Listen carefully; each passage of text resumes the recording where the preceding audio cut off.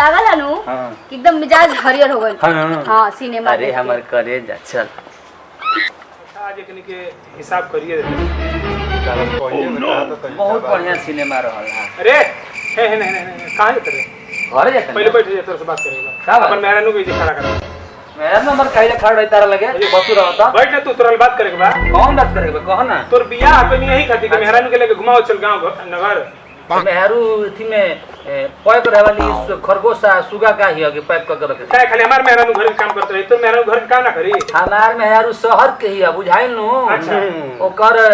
बहुत बढ़िया से पालन पोषण भइल बा वो सब काम नहीं कइले ना करी सुना ही रखा ले ठीक बा। अरे मार दे तोरा के तबला पलट जीबे बोले के हमार पैसे दे दे काहे ना अस्ती बैठ हां शांति रह तनी सुनो तू ही असिल बैठावेला हमरा के अच्छा रात में दारू बाहर के है तो काम ना करी है ना करी हो गांव से आई बनी बियाह के तो हम जीवन भर काम करी तू गांव के हो त काम ना करब पढ़ल लिखल हमार मेहरू उपमान के सब के हाथी जी पे जाता हम पाल को तो कौन सा सब के देखे के चाहिए नु काम हो जाए तो कुछ काम करो रुका ना वो बुझा के इंजीनियर हड़ी इंजीनियर मेहरा नु इंजीनियर के बात यह का औकात दामन मेहरू के का हो कुछ बोला बुत तू अरे इंजीनियर के क्या बोली हमरा कुछ बोले के बाटे। अब दीदी काम करता रही तो चार गो भैया से बात जोड़ता रही तो अब हमने के कहीं जाई तब हम भैया से बात जोड़े लगनी ना जोड़ते बाड़ू तू चाहत अड़ू घर में कला होके चल हम काम नहीं करे करे ना काम करिए हम हम ही काम करी औकात इनकर नहीं खे काची के रे औकात उनकर नहीं के मने होइसे होइसे इनकर औकात नहीं के उनकर वहां के बोले के ठीक बा। काची के औकात रे सबसे बड़ी बात ये है औकात ओके देखो कैसे बोलते हो औकात ना पतरन बड़ भैया के औकात ना फियानी के दिन हो गई सुन बटे। ला साथ साथ बहुत बढ़िया रही हमार मेहरू पढ़ल लिखल लिया पढ़ लिख के शहर से जा गोबर पाथे या घर के है काम करे नहीं के बात सुन ले हां अब एगो बात सुन ले तो सुना मेहरा ना। पढ़ल लिखल या नो हाँ। गोबर आ घर द्वार ना करी हाँ। तो तू अपन मेहरा नु के लेके अलगा खाना बनाओ आ खो रह हां तो बात ना अभी बात यही नहीं चाहत रही कि घर का हो जाए तो ना करम तो काम का हम ही दिन जीवन भर करिए तू लोग जब सिनेमा देखे तो आज भर भैया की रोज रोज जाते रोज चलो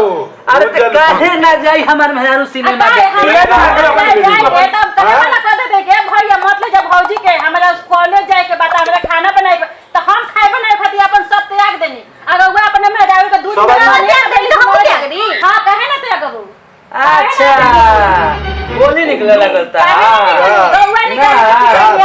हां बोली तो तार निकलता हमार रे तो कम बोल छोट बड़े छोट लेखा रहो एक कम बोल ना हम बेसी लेवल तुम मांगुरी करत रहा हम अंगूरी करतनी मेहरा नु के कपार पे चढ़ा के रखले बड़ा अंगूरी करतनी सुना तू अपने मेहरू के कारा में पड़ल बड़ा उ चाहती है कि हमनी के तीनों भाई अलग अभी हो सुन। जाए मने दिन अच्छा हम कहते हैं सुना रुका। हम कहते हैं हमें मेहरू काम ना करो तो का भई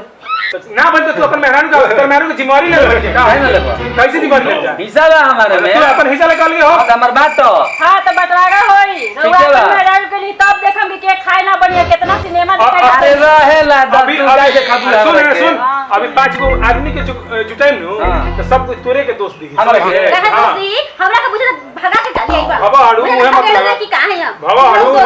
ठीक बा पप्पा ने बोलो तारा छोटा सुन का नहीं बोला बहुत था बोला तारा दो आदमी पर बीच में बात कर रहा था तो बीच में चट्टा चट्टा बोल रहा दिन भर हुए काम है तू ना कर बोलो सुना ना ई सब लोग के मीटिंग भइल बा मीटिंग बोले बा अपन हिस्सा अपन हिस्सा ले लो आगे हो जा कन्या 2 दिन उतरला ना भइला मैं सिनेमा हम नया नया कन्या घुमाई खातिर ले गई तो काहे नौकरी माना कइले गई हम चाहे के तारे में कर नहीं रवा कि हम से घूम जाए जय जय रखे रखले बानी अब हम बर्दाश्त नहीं होत रवा से हमर दारू के खात रही नु नहीं खे बर्दाश्त हम खात रही रहा काहे हमरा मन ना करेला घूमे के हमरो मन करेला घूमे के लेकिन जब से हम बियाह के कइनी त का त खाए बनाओ पानी बनाओ ये सब करत रह गई और ये अइली तो बबुआ जी का तो पूरा सिनेमा दिखावे ले जाता तो कभी पार्क घुमावे ले जाता तो कभी शॉपिंग करावे ले जाता हमार मन ना करेला घूमे के हमरो मन करेला हम अइली तो चूल्हा पे खाए बनेनी ई अइली तो गैस इनकरा के मिल गइल जीवन भर हम चूल्हे पे खाए बनावत रह गई ई लोग गैस पे खाए बनावत रह इहे नु कहाला जब बियाह ना होते है भौजी बियाह करा दे भौजी बियाह करा दे जब बियाह करा दिन तो बबुआ जी बदल गए इनकर मेहरारू कहते का बंटवारा करे में लागल बानी हम काहे बंटवारा करवाई हम तो बंटवारा के खातिर लगती तो हम कहिए करवा दे लगती हम अपन मगज के लेके अकेले हम ना देख दी कि दूगो बबुआ जी बागन हमारा पीठ पर तो बबुआ जी लोग के बियाह शादी कईनी आज बबुआ जी बदल गई अच्छा चुप रहा ना तू चुप रहा लेकिन इसे आज फरियाइए देता नहीं अलगे रहे के मन बता अलगे रहे कर देता नहीं के जो अपन जौन करे के बा तौन कर चले बुआ तोरा जौन मर्जी करे के बानू उ कर तू अपन आ तू तारा अगर अलगा रहे में खुशी बा तो तू अलगा रह। हाँ भैया ठीक कहत रह, ऐसे घर उर चली ना ठीक बा। वो जिंदगी भर काम करी है, यहाँ की जिंदगी भर घूमत चलो ठीक बा। ऐसे घर चलिए नहीं के सकत, ऐसो टूटी ऐसो टूटे वाला बा। शुरुए से लक्षण एगो बुझाइए जाला। हाँ ना ना जेकर जना में खुशी बा उ कर देवे के बा। हाँ क्या करबो दूसरा कौन उपाय? हाँ हम अपन मरद जोरे जाता नहीं घूमे फिरे तो इनका आंख में खटकता आए काम करी हम अब कितना काम करके ना गए रही हम रवा ढेर आंख चलत रहे ना आए ना देखनी है रवा झूठो के झूठो खाली भैया से शिकायत करता नहीं आप तो रवा तो चाहता नहीं जी कि हम अलगा हो जाई। हम ना जानत रही कि हमार जेठानी ऐसा बाड़ी हम इनका माई ऐसा मानत रही बाकी ई हमरा कपार पर चढ़ता रही कि हम ऐसा करता नहीं वैसा करता नहीं माई ऐसा रवा हम पूजले रही कि हाँ रवा ई बताई ऊ करी हई करी बाकी ना रवा पचत नहीं खे शहर के लड़की कोई के ना पचे गाँव देहात के बानी तो बुद्धि दिखा देनी गाँव देहात वाली आ ई बोलत रहन देवर हमार आए देवर के ढेर बोली गिरता देख रहा हाँ कि तू भाई बात करत रहन लोग तो ई बीच में इनका बोले के का जरूरत बा औकात ना पता रहन बड़ भाई का औकात ना पल जाला जी तू चुप रहो, पका पका मत करो। हम बोलत नहीं पका पका ए जी रवा बोलत रहनी कि जी अरे बड़ी अरे का बोलिए लोग से आदमी कहल बा कि हे और के मुंह ना लगे के चाहिए का मुंह लगे लोग के मने बा अलगा तो अलगा हो जा। हमारा का दिक्कत बा, हमारा कोनो टेंशन नहीं है, तू लोग अलगा हो जा तो ठीक है बा। तार लोग के मन बा तो अलगा करो बाटो कैसे बंटवारा बंटवारा कैसे करे के बा? मुखिया जी के बुला देता नहीं हाँ। तोहरा जी मर्जी करे के बुला दो अपन। हाँ तो हम पापा जी आई हन अब ठीक है बा पापा जी भैया तू बोला लिया अपन जे करे के मन। हाँ तो हमहू अपन बुलाएम आदमी के चलो हो अपन ए घर से बुलाएम। चलो सब लोग का मुंह लगला कोनो फायदा नहीं है। चलो जा जा जा अरे रहे ना दो